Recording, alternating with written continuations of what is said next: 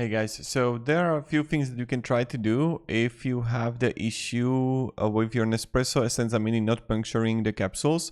So this is something I found on Reddit. Someone wrote here, hey OP, just curious if you ever solved this. Found this post as I said, as I had the same issue. Turns out I just didn't have the water tank fully seated. Or someone wrote here, it's the foil side that isn't working. I would try exactly what it sounds like. You did already. Plumb plain water through and remove residue. So maybe it's going to be residue issue. Just clean where it's like where it's puncturing that part, if there is going to be some debris or something. So you want to take a clean toothbrush and scrub the place where the foil gets punctured. If it's working again, make sure after every capsule that you eject it and then run plain water to rinse. That will prevent the residue from building up again. So this is something you can try to do, and maybe it's going to help fix the issue. And have a great day and goodbye.